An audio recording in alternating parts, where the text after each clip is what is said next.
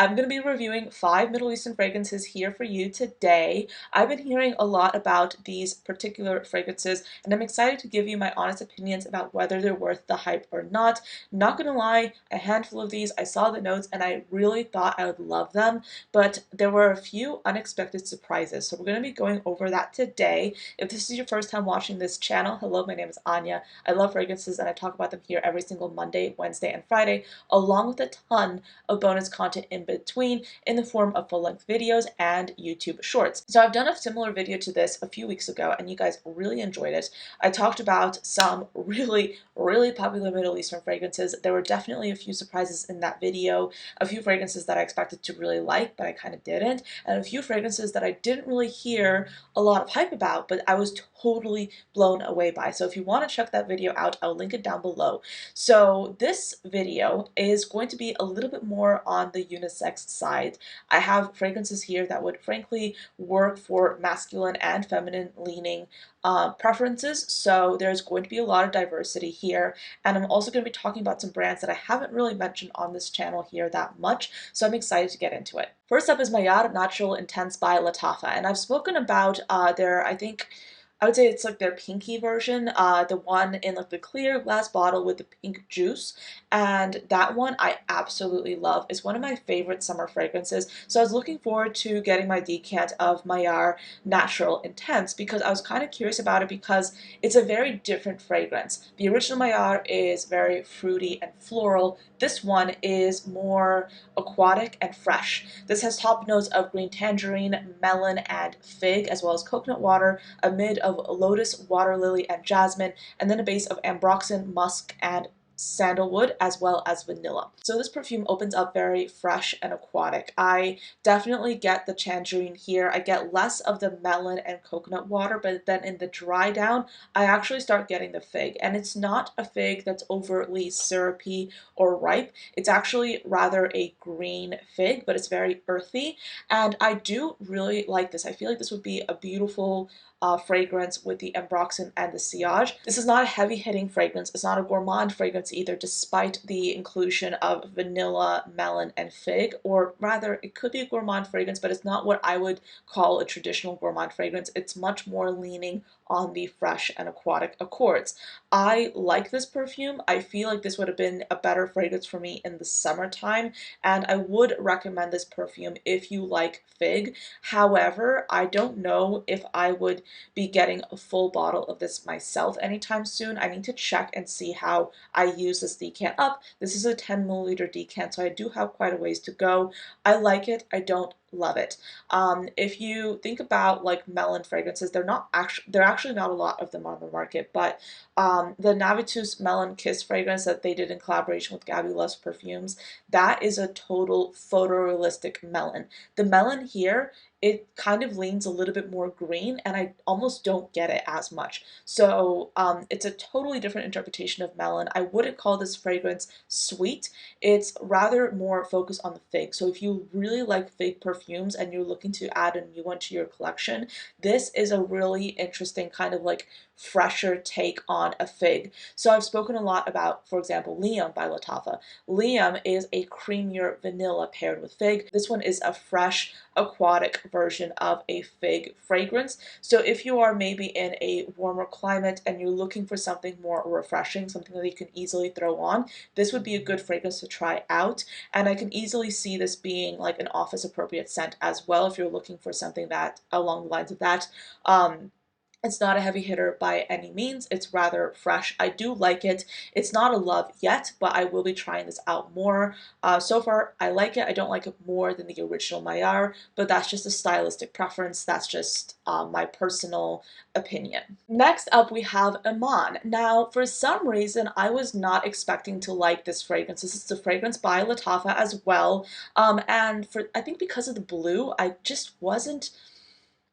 wasn't drawn to it. And I think it's just had to do with the bottle because I just assumed it would be more masculine leaning, and that is not the case as well. If you're a fan of white florals, listen up, this would be a good perfume to consider. So this is a white floral fragrance focused on the tuberose. This will have top notes of orange blossom, bergamot, and black currant, a mid of tuberose, jasmine, and marigold, and then a base of vanilla, musk, patchouli, and cedarwood. This is a white floral fragrance that leans a bit green to my nose, so this is giving like the quintessential Chypre white floral kind of fragrance structure. There is a bit of sweetness here, but it's not syrupy sweet. I do think this would be a good option to reach for, again, for the office, but it's not standing out to me. So this would be a pass in my opinion. It is leaning a lot more feminine than I initially anticipated, so there's that. But I wouldn't necessarily say that this is wowing me or blowing my socks off. So I'm glad, again, that I have the decant, but this would probably be a pass. Right now, I would say my favorite out of the two I just mentioned is the very first one, Mayar Intense. I actually really, really like that perfume. I actually do like that perfume more than this one. This one's nice. It's not like wowing me though. It's not my favorite, in my opinion. And I also think my opinion is affected by the fact that I already have fragrances in my collection that kind of mimic that structure and that I prefer to that one. So that's just my opinion on that. So next up I have some fragrances from Cadlage, and here's where I had a little bit of a surprise because there was one of these fragrances that I actually was very interested in trying out because it had a note there that I typically do like, but then I tried it and I was kind of unimpressed. But then there was another fragrance that I totally had written off and it actually ended up being my favorite. And that is, I might as well spoil you right now. That is Prestige Empress by Cadlage. It comes in the bright green bottle. And this is a perfume with top notes of ginger, herbs, and bergamot, a heart of violet, jasmine, and rose, and then a base of vetiver, cedarwood, and patchouli. Out of all the fragrances in this video, this is the one that I have worn the most personally. I really, really like it. It smells fantastic. If you like your aromatic rose fragrances, this is a no-brainer. I like how there's like a hint of like a powderiness with the violet here. I love the ginger, the herbs. Like I love this fragrance. You know, this is the fragrance out of the video that I'm the most likely to get a full-size bottle. This is a fragrance that aligns with my personal preferences. I think it's absolutely unisex. If, again, you like an aromatic rose, this is that fragrance. There's a bit of earthiness to it, but this is still a fragrance that has a freshness to it that I love. I like it a lot. It's a very well done fragrance. So again, if you like the Elizabeth and James Nirvana Rose fragrance or replicas on a date, this is pretty much a no-brainer. I really, really like this perfume a lot. I'm considering getting myself the full bottle of it. It's really good. It's fresh and zesty, but it's still earthy. There's a lot going on in this fragrance and nothing competes or nothing is overt. Yeah, I really like this a lot. This is like right up my alley for what I want in a fragrance that's herbal. And I have enjoyed wearing this. I've actually worn this several times and I very much have been enjoying it. I wore this mostly when I was in Miami last week and I really enjoyed it because Miami was rather hot, so this was like the perfect fragrance to wear. And now I'm looking forward to exploring this fragrance more now that I'm back in the Northeast where I live. So yeah, this is good. This is elegance in a bottle. It's very good. This is my favorite, I would say, that I've mentioned so far. Yeah, this is really, really fantastic. Next, I have the fragrance that was kind of a bit of a downer for me. I saw the notes and I thought that I would really gravitate towards this fragrance. This was the standout for me when I was just looking at the notes before I even smelled any of the Cadlage perfumes, and it kind of fell flat. I'm talking about Prestige Royal, also by Cadlage. This perfume has a top notes of spearmint blackcurrant buds and a heart of rose absolute, cinnamon and water lily, and then a base of amber, vanilla, leather, ambrette, benzoin, resins, and cedarwood. When I saw this, I was excited about the rose, the spearmint. I really like leather and ambery perfumes. So I saw this and I thought this would be like the fragrance for me. But then I smelled it and I don't know if I'm blind to it, but like I spray it on and like it kind of like it doesn't last on me. It's like it's a freshie, but there's nothing that stands out about it. It's a forgettable for perfume for me. It doesn't smell bad. It just doesn't smell unique enough for me to actually justify getting the bottle. I think the bottle does look pretty, but it's just not like it has all these like earthy, not earthy, but like it has notes that could be up my alley, like spicier, um, boozier, more animalic, but it's not coming through. It's just like a freshie. It's Mayar Natural Intense. Yes, it's a freshie perfume that has a lot of facets that make it stand out to me. This one doesn't. It's just a fragrance that falls flat. And I can't really get an opinion on this perfume. It's not unusual and it's just typical. I do not need this in my collection. It's not that I hate it, I just don't like it. So this is going to be a pass. Next we have Le Prestige Bold, and out of all the bottles, this one is the most noticeable with its bright red look. This is a perfume that does have a lot of similarities to Baccarat Rouge 540. This has notes of saffron and jasmine at the top, a mid of amberwood, and then a base of fir, resin, and cedarwood. I like it. I don't dislike it. It does have like that very signature Baccarat Rouge kind of musky, bright saffron-like quality, even though it's not necessarily the saffron that adds that signature Baccarat Rouge scent. It's more, I feel, like the ethyl maltol, I think, that's in the fragrance that they don't really market as much.